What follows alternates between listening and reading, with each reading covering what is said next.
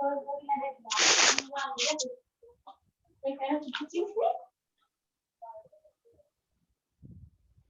कृष्ण। हम सब भगवत गीता ज्ञान प्रबोधनी से चर्चा कर रहे थे। भगवत गीता ज्ञान प्रबोधनी का तीसरा अध्याय पूरा हो चुका है।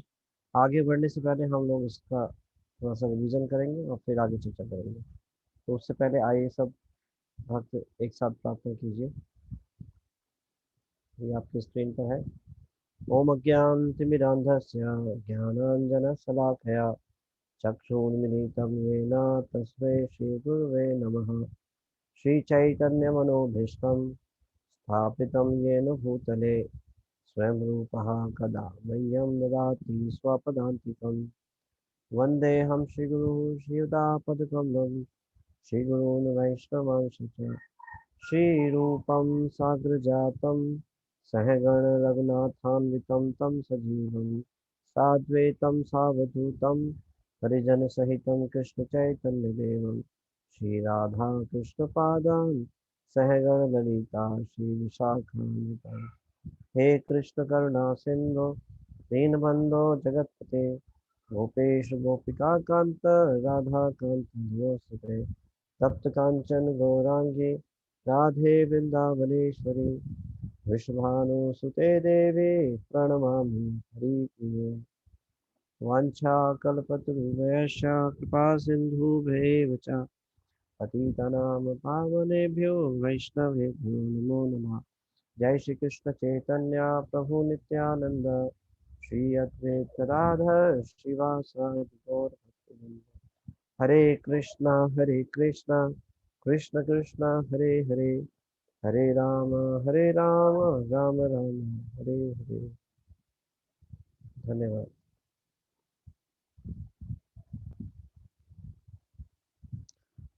तीसरा अध्याय था ज्ञान चक्षु की प्राप्ति।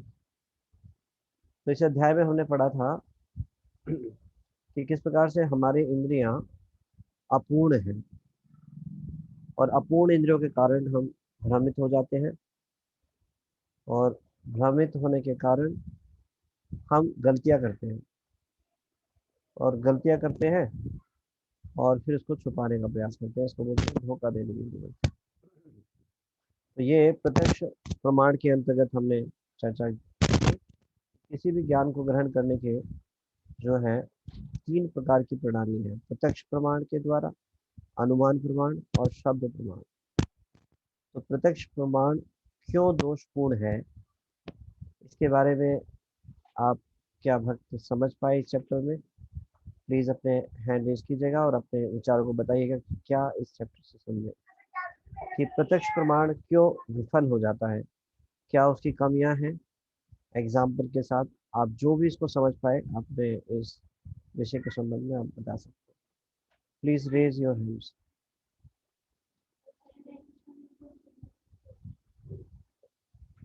ओनली सोनल माता जी और किसी को नहीं? सबने आई थिंक इसको तो अच्छे से पढ़ाया, तो बहुत डिटेल में तो पढ़ाया है। आप सभी अपना हैंड रेज कीजिएगा जो भी इसको जानते हैं।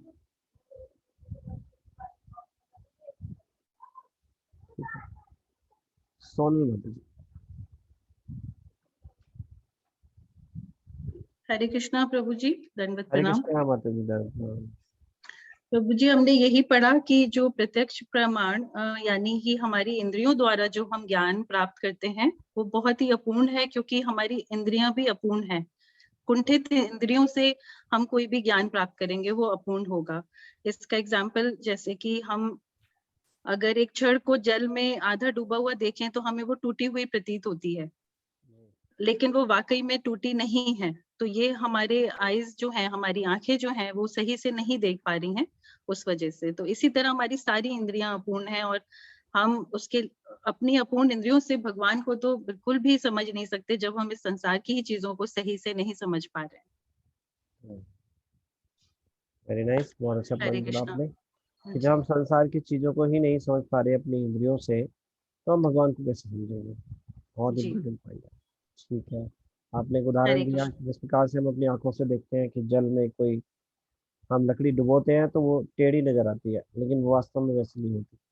तो जो वास्तव में हम देखते हैं प्रत्यक्ष रूप से, तो वो भी सत्य नहीं होता। जी। तो इसकी कोई प्रमाणिकता नहीं है। लोग क्लेम करते हैं ना भगवान दिखाइए हमें, तो प्रत्यक्ष चीज तो हम कुछ देख के समझ ही नहीं पाते कई बार, तो हम भगवान को कैसे समझेंगे। थैंक यू माता जी, बहुत अच्छे से आपने बताया। जी, और कोई हरे भक्त बताना कृष्णा। चाहते हैं? Thank you so much. कोई भी नहीं बोलना चाहता?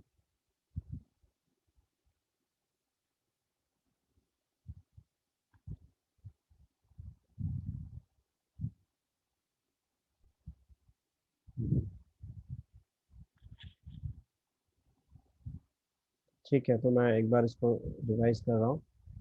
तो प्रत्यक्ष प्रमाण में ये दोष है कि हम जो भी प्रत्यक्ष ग्रहण करते हैं, जो भी कुछ हम प्रत्यक्ष ग्रहण करेंगे वो किसके द्वारा करेंगे? अपनी इंद्रियों के द्वारा। तो हमारी इंद्रियां हैं, आंख से हम देखते हैं, नाक से हम सूंघते हैं, जीवा से हम स्वाद ग्रहण करते हैं, कानों से सुनते हैं। इस प्रकार से अलग अलग इंद्रियों से हम चीजों को, वस्तुओं को ग्रहण करते हैं। हम्म। तो ये इंद्रियां ऐसी इंद्रियों से जो कि अपूर्ण है, उससे जो हम ज्ञान भी ग्रहण करेंगे वो अधूरा ही होगा। जैसे कि एग्जाम्पल बताया माता जी ने, आंखों से देखते हैं तो अगर लकड़ी को पानी में डुबोते हैं तो वो टेढ़ी नजर आती है, लेकिन वास्तव में वैसे होती नहीं है। इसी प्रकार से कानों से भी हम कभी कुछ सुनते हैं तो वो भी हम स्पष्टता से नहीं सुन पाते। अगर उस लिमिटेड फ्रिक्वेंसी में होता है तो हम सुन पाते हैं, अदरवाइज नहीं सुन पाते। उससे दूर का हमें नहीं सुनाई देता। तो हमारी इंद्रियां बहुत ही लिमिटेड हैं, अपूर्ण हैं। जीवा से हम कुछ अगर नॉलेज एक्वायर करते हैं, ग्रहण करते हैं स्वाद को, तो कई बार उसमें भी भ्रमित हो जाते हैं। जैसे कोई खट्टी चीज आपने पहले, अ, जैसे आपने कुछ खट्टी चीज खा ली है, तो आपने फिर कुछ मीठा खाया तो आपको पता नहीं चलेगा उसका स्वाद। इस प्रकार से होता है ना। तो हम भ्रमित हो जाते हैं। सारी इंद्रियों का ऐसा ही है। तो हम प्रत्यक्ष अनुभव करते हुए भी ग्रहण नहीं कर पाते। तो इसलिए ये जो है, हम इंद्रियों से जो ज्ञान ग्रहण किया जाता है वो वो मतलब पूर्ण नहीं होता, क्योंकि अपूर्ण इंद्रियां हैं, इसलिए उससे ज्ञान भी जो प्राप्त होगा वो भी अपूर्ण ही होगा। अब तो इसमें बताया था कि भ्रमित हो जाते हैं हम इन अपूर्ण इंद्रियों के से। तो इसका उदाहरण जैसे कि एक लकड़ी वाला ही दिया। और क्या है जो इसमें चैप्टर में डिस्कस किए थे? आप प्लीज बताइएगा, अपने हैंड रेज कीजिएगा।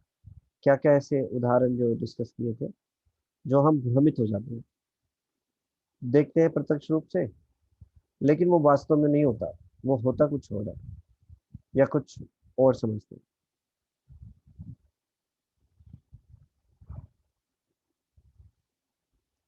Only so. Okay. Neha Singh माता जी। हरे कृष्णा प्रभु जी, दंडवत प्रणाम। हरे कृष्णा प्रभु माता। जी, जैसे अंधेरे कमरे में रस्सी पड़ी होती है प्रभु जी, हम सांप समझ लेते हैं प्रभु जी, उससे भी भ्रमित हो जाते हैं शायद, ये वेरी नाइस, इसमें बहुत आएगा। बढ़िया। अंधेरा हो और रस्सी पड़ी हो, मान लो उसे पैर पड़ गया हमारा, तो हमें लगेगा अरे सांप तो नहीं आ गया। डर जाएंगे एकदम से, है ना। लाइट जलती है तो पता चलता है अरे ये तो रस्सी थी। वेरी नाइस, बहुत अच्छा। और कोई शेयर करें? हाँ, कलावती माता जी। हरे कृष्णा माता जी। माता जी आवाज कटते हुए आ रही है माता जी, बहुत ज्यादा। आपको ऐसी जगह जाना पड़ेगा जहाँ पे नेटवर्क ठीक आता है।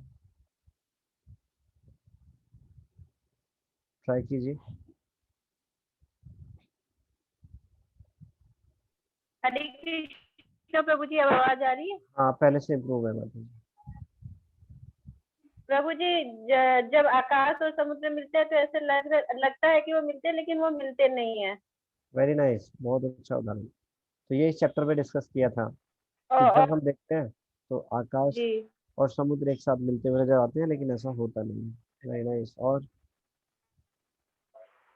और एक शायद दर्पण के लिए कि दर्पण में विभिन्न अलग अलग तरह, जैसे कॉनकेव और कॉन्वेक्स लेंस जो होते हैं उसमें अलग अलग दिखाई देता है। करेक्ट। और सूर्य इतना हमें छोटा दिखाई देता है लेकिन है नहीं उतना छोटा, जैसे इतना यस। और फिर वो टेबल वाला एक एग्जाम्पल था, टेबल में जो चित्र अलग अलग दिखाई देते, माने त्रिभुज और वो कुछ ऐसा था, शायद वो ध्यान नहीं आ रहा है, एक वो भी वो था। और एक बूढ़ी औरत, हाँ जी, हाँ जी, एक बूढ़ी औरत, एक जवान औरत, एक पिक्चर में तो जो जिस एंगल से देखेगा, किसी को वो जवान औरत दिखती है तो किसी को बूढ़ी औरत का चित्र दिखता है। करेक्ट।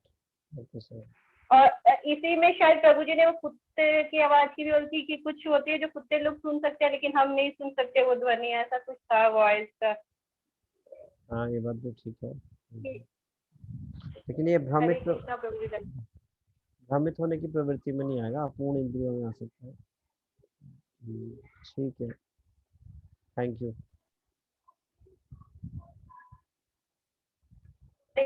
प्रणाम। धन्यवाद, थैंक यू सो मच। हरे कृष्णा प्रभु जी, मैं कुछ बोल सकती हूँ? हाँ, यस माता जी, बताइए। प्रभु जी, हमने एक मिराज पढ़ा था मृग तृष्णा करके, कि हम जब रेगिस्तान में जाते हैं तो हमें लगता है दूर से देखकर कि वहाँ पानी है, लेकिन पास में जाके लगता है दिखाई देता है पानी नहीं है, वो रेत ही थी जिसपे सूर्य की रोशनी चमक रही थी। यस, बिल्कुल सही आप बोल रहे हैं। यस, ऐसा होता है ना, और कई बार अब सड़क पर भी देखते हो, जब आप गाड़ी चला रहे हो तो दूर से देखते हैं, जब गर्मियों में ऐसा होता है, दूर से लगता है कि सड़क पे पानी पड़ा हुआ है, लेकिन वो होता नहीं है। जी। हम और भ्रमित ये जी, और भ्रमित होने की प्रवृत्ति में किया जा सकता है कि जो हम दर्दनाशक दवाई लेते हैं, हमको कुछ टाइम के लिए लगता है कि हमारा रोग सही हो गया, दर्द ठीक हो गया, लेकिन जैसे ही उस दवा का असर खत्म होता है तो पुनः दर्द शुरू हो हाँ, जाता है। ये भी आ सकता है, भ्रमित, एक्चुअली भ्रमित कर देती है। यस, ये भी आ सकता है। जी, हरे कृष्णा प्रभु जी। ठीक है। तो इस कारण से जो है हम लोग भ्रमित हो जाते हैं, और भ्रमित होने के कारण हम गलतियां करते हैं। तो इस चैप्टर में गलतियां करने से संबंधित उदाहरण डिस्कस किया गया था, बीमारी से संबंधित। तो आप में से किसी को पता है? एक मिनट, मैं हैंड्स डाउन करता हूँ। ये जस्ट रिवीजन हम लोग कर रहे हैं, इससे क्या होगा, रिकॉल हो जाएगा, सब रिवाइज हो जाएगा हमारा। तो जो गलती करने की प्रवृत्ति है, इससे संबंधित एक रोग से संबंधित एक उदाहरण लिया गया था। मैं एक क्लू दे रहा हूँ, आपको स्मरण हो तो हाथ हैंड रेज कर सकते हैं। नेहा सिंह माता जी, और किसी को आती है? ओके, नेहा सिंह माता जी बताइए। हरे कृष्णा प्रभु जी, प्रणाम। हरे कृष्णा। प्रभु जी, प्लेग रोग के दौरान वैज्ञानिकों ने बिल्लियों को कारण समझा था, परंतु प्रभु जी, पर ये गलती तो मतलब चूहे से हुई थी जब बाद में पता चला। और परंतु जब प्रभु जी पता चला तो बहुत टाइम हो गया था उस चीज को, और बिल्लियों की संख्या मतलब सॉरी प्रभु जी, और चूहों की जो संख्या थी वो बढ़ गई थी, और बिल्लियां नहीं थी प्रभु जी, बिल्लियां गायब हो गई थी, जो बिल्कुल सही। उनको चूहों को भी वो कंट्रोल करते थे प्रभु तो जी। ऐसा क्यों हुआ? ऐसा इसलिए हुआ, अपनी अपूर्ण इंद्रियों से कुछ ज्ञान ग्रहण किया। हाँ, अपूर्ण इंद्रियों से क्या ग्रहण किया? ये जो बीमारी है इसका कारण है बिल्लियां। हाँ, अब बिल्लियां तो कारण थी नहीं, तो क्या किया, बिल्लियों को पकड़ के मार दिया गया। और जब वास्तव में पता चला कि ये बीमारी बिल्लियों से नहीं, चूहों से है। अब चूहे जब बिल्लियां होती हैं तो चूहे वैसे ही अपने आप कम रहते हैं, तो बिल्लियां ना होने के कारण चूहे और ज़्यादा बढ़ गए, और उनको पकड़ने के लिए या ख़त्म करने के लिए बिल्लियां भी नहीं थी। तो इस प्रकार से भ्रमित हो जाते हैं और गलतियां करते हैं। वेरी नाइस, बहुत अच्छे, थैंक यू सो मच। और ऐसे ही एक और उदाहरण था साइंटिस्ट से संबंधित, किसी को याद आ रहा हो तो हैंड रेज कर सकते हैं। एक साइंटिस्ट के बारे में बताया था प्रभु जी ने इस चैप्टर में, सोनल माता जी। हरे कृष्णा प्रभु जी। हरे कृष्णा। हमने उसमें पढ़ा था न्यूटन साइंटिस्ट के बारे में पढ़ा था हमने प्रभु जी, जिसमें उन्होंने एक बिल्ली के लिए आने जाने के लिए कमरे में एक छेद बनवाया था, छिद्र। लेकिन जब बिल्ली का बच्चा हुआ तो न्यूटन ने बिल्ली के बच्चे के लिए एक और छोटा छिद्र बना दिया। लेकिन बाद में देखा कि दोनों ही बिल्ली और उसके बच्चा बड़े ही छिद्र से ही जा रहे थे। तो उसमें बाद में उनको लगा कि इसकी तो आवश्यकता ही नहीं थी छोटे छिद्र की। वेरी नाइस, बहुत अच्छा। यही था कि उसमें देखिए, न्यूटन जो है साइंटिस्ट को बहुत ही बुद्धिमान माना जाता है। तो जो बुद्धिमान वर्ग है, जो साइंटिस्ट हैं, वो भी खुद रियलाइज कर पा रहे हैं कि हम लोग गलती करने की प्रवृत्ति हमारे अंदर है। तो वो सोच रहे थे कि अब बिल्ली है, उसका बच्चा होगा तो उसके लिए अलग छिद्र होना चाहिए। तो उस बिल्ली के बच्चों को भी इतनी समझ है कि वो भी बड़े उससे निकल रहे हैं। तो उनको बाद में रियलाइज हुआ कि ये तो बड़ी गलती हुई, इसकी आवश्यकता ही नहीं थी। छोटे जो छेद से छोटा जो बच्चा है वो भी बड़े छेद से जा सकता है। Yes, very nice. इसलिए हम लोग गलती करते हैं क्योंकि हमारी जो अपूर्ण इंद्रियों से जो हम सोचते हैं समझते हैं उसमें त्रुटि होती है, जिस कारण से न्यूटन भी भ्रमित हुए। ठीक है, धन्यवाद। धोखा देने की ये, फिर हम गलती करते हैं, फिर उन गलतियों को छुपाने का प्रयास करते हैं। इससे संबंधित भी एक उदाहरण किसी को याद आ रहा है, हैंड रेज कर सकते हैं, जो इस चैप्टर में डिस्कस किया गया था। धोखा देने की प्रवृत्ति। ठीक है, कलावती माता जी। हरे कृष्णा प्रभु जी, दंडवत प्रणाम। हरे कृष्णा माता जी।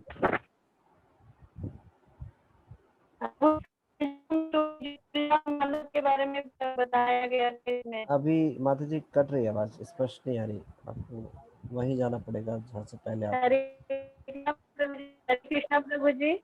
हरे कृष्णा माता जी। अब आ रही है? अभी आ रही है माता जी।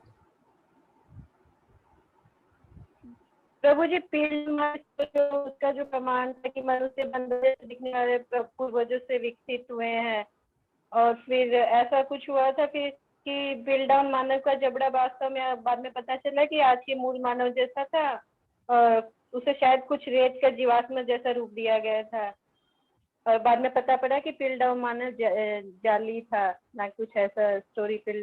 पिल डाउन मानव का स्टोरी इसमें डिस्कस हुआ था।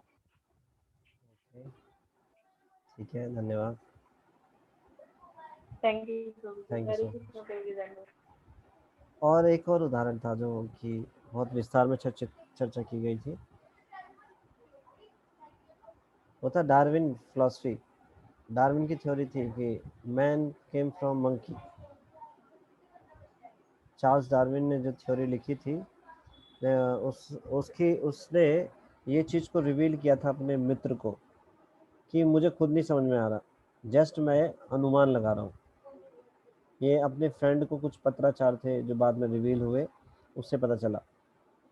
तो हम लोग भ्रमित हो जाते हैं और अपनी गलतियों को और जो है फिर छुपाते हैं। तो इसका एक उदाहरण था ये भी। ठीक है, धन्यवाद। तो ये प्रत्यक्ष प्रमाण के अंतर्गत ये चर्चा हुई थी। और दूसरा ज्ञान प्राप्त करने की जो प्रणाली है वो है अनुमान प्रमाण। अनुमान प्रमाण में तत्वों को हाइपोथेसिस तरीके से जानना, अंदाज।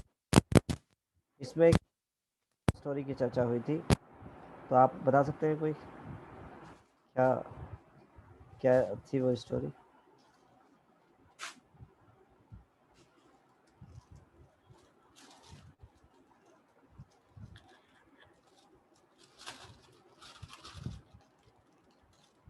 Please raise your hands. चलो मैं क्लू देता हूँ। वो थी अच्छा है, एक तो सिंगल माता जी। हरे कृष्णा प्रभु जी, दंडवत प्रणाम। हरे कृष्णा माता जी। प्रभु जी, अनुमान प्रमाण में वो हाथी का होता है जिसमें वो 7 अंधे लोग होते हैं, और वो अलग अलग छू के अपने अपने तरीके से हाथी को अलग अलग व्याख्या करते हैं, अलग अलग तरीके से बताते हैं। तो वो उनको ये नहीं पता लग पाता कि बेसिकली वो एक हाथी एक है, और वो उसको मतलब प्रॉपरली उसको डिस्क्राइब नहीं कर सकते, अपना अनुमान ही लगाते रहते अपनी सोच के हिसाब से कि ये ऐसा हो सकता है, ये ऐसा हो सकता है। तो वहां पर वो अनुमान प्रमाण का यही है कि हमारी सोच इतनी ही सीमित है, हम उससे ज्यादा नहीं सोच सकते और उसको नहीं व्याख्या कर सकते हम उस चीज की किसी की। थैंक यू माता जी, थैंक यू सो मच। और थोड़ा सा इसको विस्तार से बता सकते हैं कलावती माता जी? हरे कृष्णा प्रभु जी, धन्यवाद। हरे कृष्णा माता जी। अभी कट रही है माता जी, आवाज स्पष्ट नहीं आ रही। को पकड़ा तो उसे लगा कि वो एक रस्सी की। हरे कृष्णा प्रभु जी। हाँ, अभी आ रही है माता जी आवाज, बोलिए।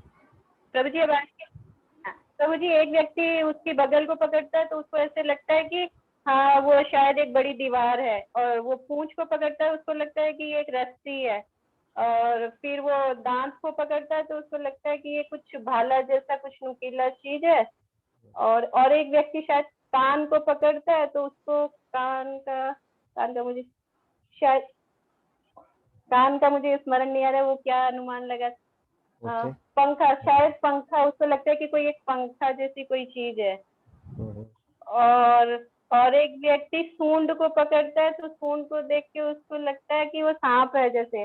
तो हर एक कोई अनुमान लगाता है कि अनुमान लगा के ये वो लोग छवों के छव कुछ कुछ अनुमान लगा के उसको अनुभव करते हैं। तो इससे पता पड़ता है कि अनुमान लगाकर हम किसी के विषय में सही निष्कर्ष नहीं निकाल सकते कोई भी विषय पर। तो इसलिए वो लोग फिर एक ऐसे व्यक्ति के पास जाते हैं जो उस हाथी को देख सकता है, जिसके चक्षु है, जो उसको बता सके कि हाँ हाथी का कौन सा पार्ट कौन है। जब वो समझाता है तो वो समझ पाते हैं कि हाँ कौन सा पार्ट है। तो इस स्टोरी से शायद ये शिक्षा थी कि हमें अगर किसी चीज को समझना होगा तो हमें उस ऐसे व्यक्ति के पास जाना होगा जिसने उसकी मानता के बारे में समझी, जो उसके बारे में पूरा जानता होगा। तो यहाँ शायद प्रामाणिक गुरु के ऊपर विशेष ध्यान दिया गया था कि हम अगर शास्त्रों को ठीक से समझना चाहते हैं तो पहले हमें एक प्रामाणिक गुरु के पास जाना पड़ेगा, क्योंकि उनको इन सबका पूरा नॉलेज होता है। तो उन्हीं से हम अपने सारे इसके ज्ञान को जान पाएंगे, हम ठीक से ग्रहण कर पाएंगे। हरे कृष्णा प्रभु जी, हरे दंडवत कृष्णा, प्रणाम। Hare Krishna. Thank you so much, बिल्कुल सही। जो नहीं, जिसने मान लो ये था कि कुछ अंधे लोग थे जिन्होंने कभी हाथी नहीं देखा था तो चाहते थे कि हम भी हाथी को देखें, अनुभव करें। आंखें तो थी नहीं, तो कैसे हाथी को अनुभव करेंगे? तो हाथी के पास ले गए ऐसे अंधे लोगों को। तो जिन्होंने हाथी के जिस जिस अंग के भाग को पकड़ा और उसी रूप में अनुभव किया कि हाथी है। किसी ने पूंछ पकड़ी तो उसने ये सोचा कि जो हाथी है एक रस्सी की तरह है। जिसने पैर पकड़े उसने सोचा हाथी एक पेड़ की तरह है। किसी ने पीठ पकड़ी तो वो बोले, समझने लगा हाथी एक दीवार की तरह है। और जिसने सूंड को पकड़ा वो सोचता है कि हाथी सांप की तरह है। और जिसने दांतों को पकड़ा वो सोचता है कि हाथी तीर की तरह है। तो इस प्रकार से अपने अपने अनुमान को उन्होंने लगाया, लेकिन क्या ये वास्तविक सत्य था? नहीं।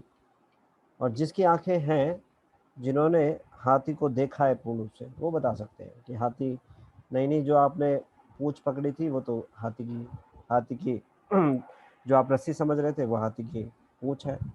जो पैर को आपने पकड़ा, जिसको आपने पेड़ समझा, वो पैर है। इस प्रकार से वो बता सकते हैं। तो बिल्कुल सही है कि भगवान को जानना है तो केवल और केवल प्रमाणित गुरु की शरण लेकर ही जाना जा सकता है। गुरु साधु शास्त्र के माध्यम से, शास्त्रों के द्वारा जाना जा सकता है शब्द प्रमाण को, लेकिन शास्त्रों को भी हमें भगवान के शुद्ध भक्तों के दिशा निर्देश में ही हम उसको समझ सकते हैं। तो ये अगला जो भाग था, प्रत्यक्ष प्रमाण, अनुमान प्रमाण और तीसरा शब्द प्रमाण। तो शब्द प्रमाण कितना महत्वपूर्ण है और कितनी प्रामाणिकता है, यह है कि जो शब्द प्रमाण है वो है शास्त्र। शास्त्र जो है, जो कुछ बोलते हैं वो इसलिए प्रमाणित है और वो सत्य है। क्यों? क्योंकि वो कभी समय काल परिस्थिति के अनुसार बदलता नहीं है ज्ञान। बाकी ज्ञान जो है अपूर्ण इंद्रियों द्वारा प्रकट होता है, प्रत्यक्ष प्रमाण भी और अनुमान प्रमाण भी। तो अपूर्ण इंद्रियों से जो ज्ञान आएगा वो अपूर्ण होगा, लेकिन जो शास्त्र है वो पूर्ण है, क्योंकि वो भगवान की वाणी है। तो जो शास्त्रों के द्वारा ज्ञान प्राप्त होता है वो पूर्ण ज्ञान होता है। तो इसलिए सर्वश्रेष्ठ ज्ञान है वैदिक शास्त्र के द्वारा शिक्षा प्राप्त करना। और किससे? अपने आप पुस्तकों पढ़ सकते हैं क्या? यूनिवर्सिटी में भी जाते हैं तो टीचर्स होते हैं ना, तो उसी प्रकार से भगवान के भक्तों के माध्यम से। तो ये बहुत ही आवश्यक है। तो इससे संबंधित एक कथा थी इसमें, नाविक की और एक बहुत पढ़े लिखे वैज्ञानिक की। तो किसको ये स्मरण है? कोई सुनाना चाहेंगे? इस अध्याय में चर्चा हुई थी। ठीक है, सोनल माता जी। हरे कृष्णा प्रभु जी, दंडवत प्रणाम। हरे कृष्णा माता जी। प्रभु जी, जो हमने कथा पढ़ी थी इस संदर्भ में, वो इस तरह थी कि एक तकनीकी शास्त्र का विद्यार्थी घर जा रहा था नाव में, और नाविक और विद्यार्थी दोनों बैठे थे। तो वो नाविक से पूछ रहा था कि क्या तुम ये जानते हो कि तारे क्या हैं और पृथ्वी क्या है, वृक्ष क्या है, ये तुम जानते हो? तो उसने जवाब दिया, नहीं, हम तो बहुत साधारण से व्यक्ति हैं, हमें इस सब के बारे में ज्ञान नहीं है। तो वैज्ञानिक कहता है कि तुम्हारा तो 50% जो ज्ञान है, जीवन है, वो व्यर्थ हो गया। तुम्हें ये नहीं पता तो तुम्हारा जीवन व्यर्थ है 50%। तो फिर आगे प्रश्न करते हैं कि क्या तुम्हें वनस्पति विज्ञान के बारे में पता है? तो वो फिर जवाब देता है नाविक की, नहीं, हम तो सामान्य से मजदूर हैं, हमें इस सब के बारे में ज्ञान नहीं है। तो वो वैज्ञानिक कहते हैं, ओहो, तो तुम्हारा तो 75% जीवन ही व्यर्थ हो गया। इस प्रकार से उनमें आपस में वार्तालाप चल रही थी, नाव में बैठे हुए थे। तो उसके बाद एकदम से देखा कि काले बादल छा गए, तूफान चलने लग गया। तो उसी समय नाविक ने उनसे पूछा, वैज्ञानिक से, कि आपको क्या मालूम है कि तैरना कैसे आता है, क्योंकि इतनी ज्यादा तूफान चल रहा है, क्या आपको मालूम है? तो उन्होंने जवाब दिया कि नहीं, मुझे तो नहीं आता। तो नाविक ने फौरन जवाब दिया कि फिर तो आपका 100% ज्ञान व्यर्थ गया, क्योंकि आपको अब डूबना पड़ेगा अगर आपको तैरना नहीं आता। तो इसी प्रकार से आपस में लाइक वो लहरों में विलीन हो गए, और उनको तैरना ना आने की वजह से उनका जीवन, ज्ञान, सब कुछ व्यर्थ गया। थैंक यू सो मच, आपने बहुत अच्छे से सुना रखा। हरे कृष्णा तो प्रभु। ये बहुत ही महत्वपूर्ण है कथा, ये इसलिए बताई गई है कि जो भी हम ज्ञान ग्रहण करते हैं, सांसारिक ज्ञान ग्रहण करते हैं, सारे एफर्ट्स हमारे इसी में चले जाते हैं, लेकिन अल्टीमेटली सब बेकार हो जाएंगे। क्यों? क्योंकि मृत्यु के समय भगवान का स्मरण नहीं होगा। पूरे इस मनुष्य शरीर को प्राप्त किया और पूरे जीवन ये ज्ञान तो ग्रहण किया, सांसारिक ज्ञान, लेकिन वास्तविक ज्ञान ग्रहण नहीं किया। भगवान कौन है, मैं कौन हूँ, उनके साथ संबंध क्या है, कैसे हम अपने भगवान के साथ अपने संबंध को स्थापित कर सकते हैं, ये ज्ञान प्राप्त नहीं किया तो क्या होगा, सारा जो है जीवन बेकार हो जाएगा, व्यर्थ हो जाएगा। फिर दोबारा इस संसार में, जन्म मृत्यु चक्र में फिर आएंगे। तो इस संसार में कोई कितना ही ज्ञान प्राप्त करना चाहे, वो ज्ञान जो है व्यर्थ ही है। वास्तविक ज्ञान यही ज्ञान जो वैदिक शास्त्रों द्वारा दिया गया है। कैसे हम अपने आप को जान सकते हैं, भगवान को जान सकते हैं, क्या हमारा भगवान के साथ संबंध है, और कैसे संबंध को स्थापित कर सकते हैं, कैसे भगवान का प्रेम प्राप्त कर सकते हैं, क्या चाहिए हमें, क्या नहीं करना चाहिए। तो ये जो है बहुत ही आवश्यक है। और जो सारे ज्ञान है उससे क्या होगा, एक तो पहली बात, अपूर्ण ही ज्ञान को ग्रहण करेंगे। संसार में जो मटेरियल नॉलेज पढ़ाई जाती है, ये सारा का सारा अपूर्ण ज्ञान ही है। और इस अपूर्ण ज्ञान को ग्रहण करके हमें घमंड हो जाता है, हम बहुत अपने आप को बुद्धिमान समझने लगते हैं। तो क्या बुद्धिमानी है? बुद्धिमानी यही है कि जब मृत्यु आएगी तो कौन भगवान का स्मरण करेगा। जैसे नाविक के उदाहरण से है, वो प्रतिदिन भगवान का भजन करते थे और अपने जीवन को सफल बनाया।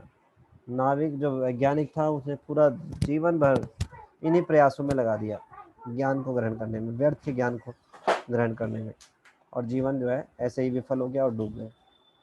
तो ऐसे ज्ञान को ग्रहण करने से, जो कि वास्तव में अपूर्ण ज्ञान है, पूर्ण ज्ञान है ही नहीं, पूर्ण ज्ञान तो यही है जो वैदिक शास्त्रों में दिया गया है, तो इसको ग्रहण करना बहुत ही आवश्यक है।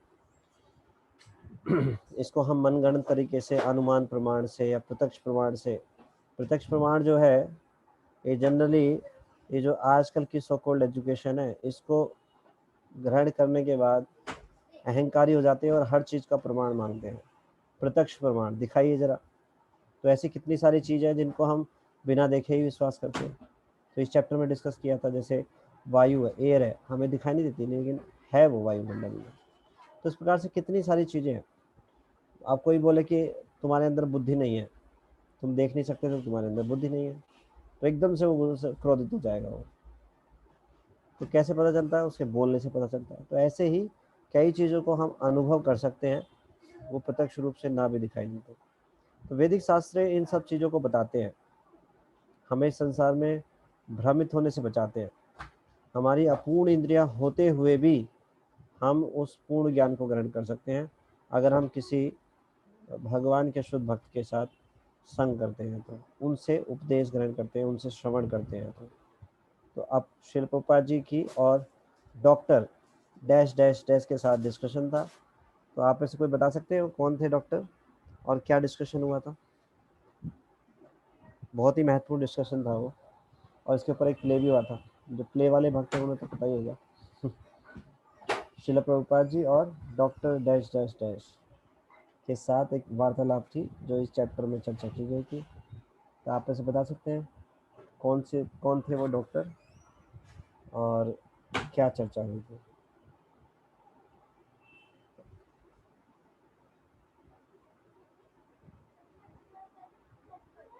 कोई बताना चाहिए?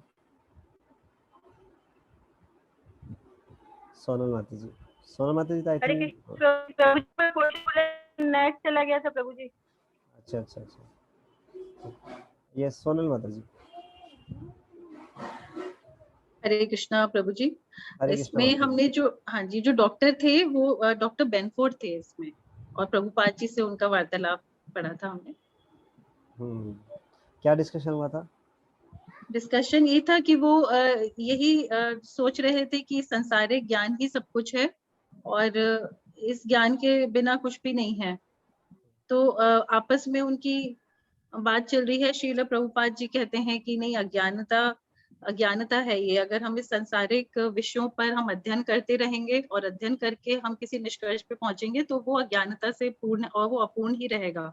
और अगर हमें पूर्ण ज्ञान चाहिए तो हमें किसी पूर्ण शिक्षक के पास ही जाके वो मिल सकेगा, जो भगवान से चलती आ रही गुरु शिष्य परंपरा से ही चलती आ रही हो, क्योंकि भगवान कृष्ण ही पूर्ण है और उनकी जो शिक्षाओं की शिक्षा देता है वही पूर्ण शिक्षक हो सकता है। वेरी नाइस, बहुत बढ़िया।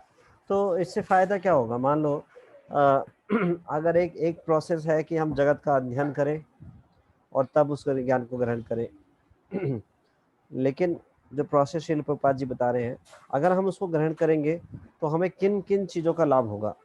तो आप में से कोई बता सकते हैं? प्लीज़ हैंड रेज कीजिएगा कि जो श्रील प्रभुपाद जी बता रहे हैं उससे क्या क्या लाभ होगा हमें अगर हम इस प्रणाली को अपनाते हैं, भगवान के भक्त से जाकर उस ज्ञान को ग्रहण करते हैं, तो क्या क्या चीज़ का बेनिफिट होगा?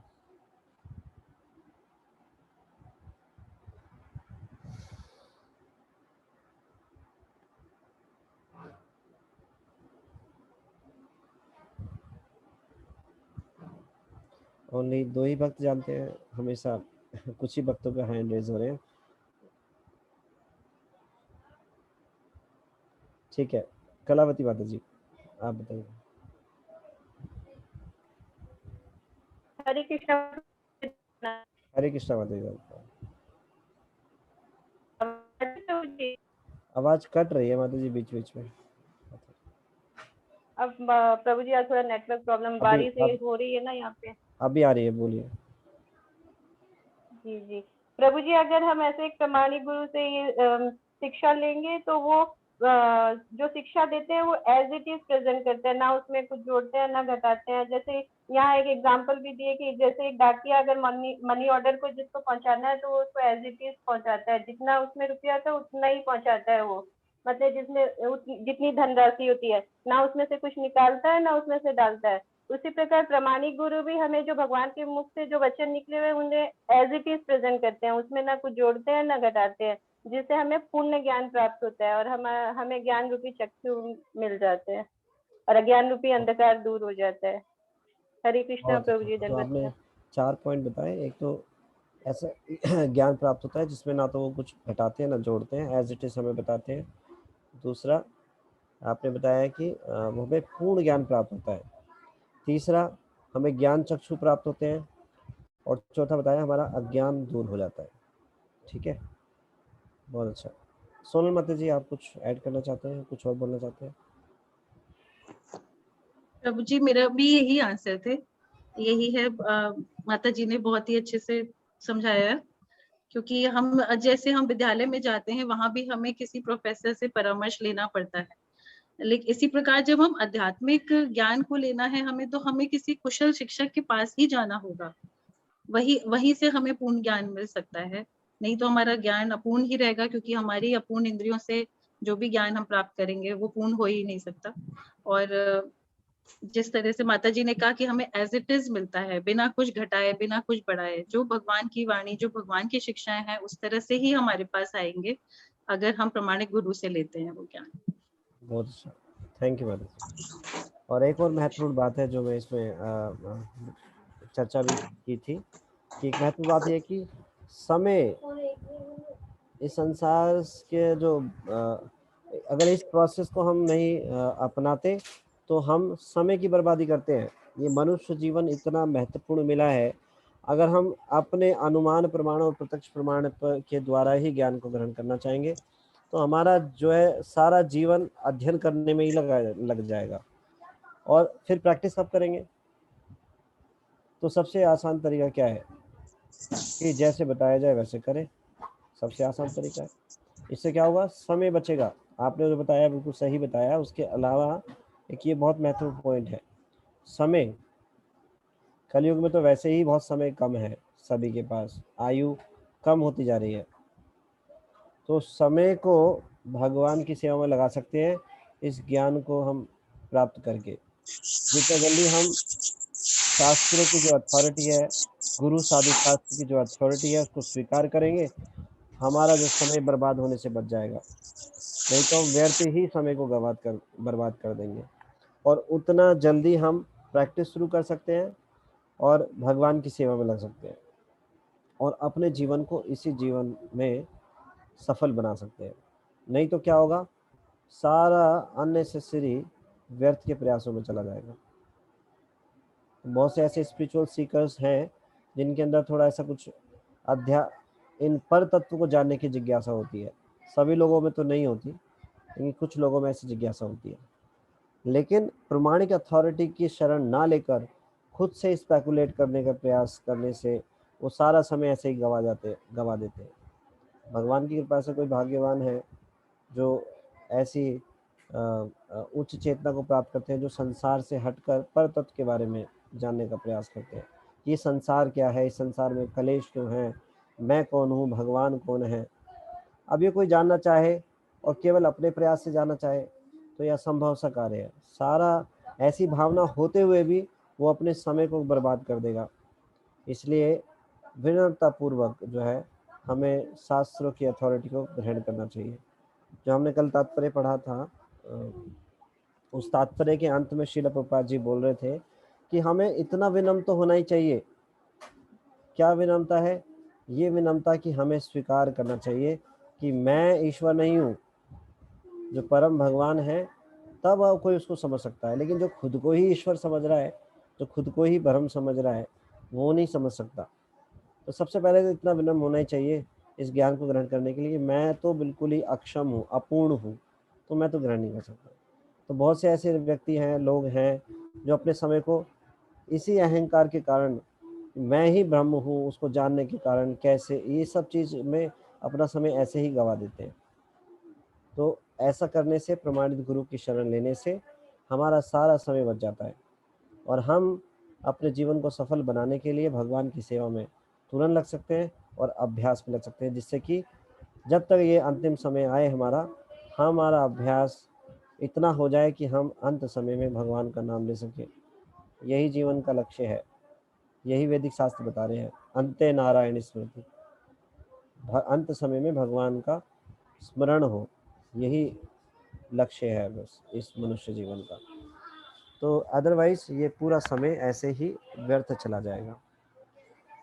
इसलिए हमें जो वैदिक शास्त्र हैं उनकी अथॉरिटी को एज इट इज स्वीकार करना चाहिए। ठीक है, बहुत बहुत धन्यवाद आप सब भक्तों का। तो ये रिवीजन पार्ट हो गया लगभग। तो आगे की चर्चा जो है भगवद गीता ज्ञान प्रबोधिनी, ये चर्चा नेक्स्ट जो चैप्टर है वो कल से शुरू होगा, प्रभु जी कराएंगे। तो आप सब भक्तों का बहुत बहुत धन्यवाद। हरे कृष्णा। आप में से किसी कोई प्रश्न है तो पूछ सकते हैं, और प्रभु जी भागवतम लेक्चर लेंगे तो आप भागवतम लेक्चर के लिए रुक सकते हैं, जो भगवत गीता ज्ञान प्रबोधनी वाले डिवोटीज हैं, और श्रवण कर सकते हैं।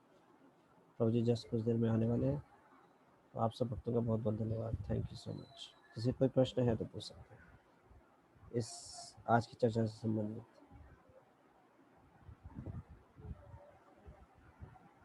ठीक है, धन्यवाद। श्रीमद् भगवद गीता की जय। जगत गुरु श्रील प्रभुपाद जी की जय।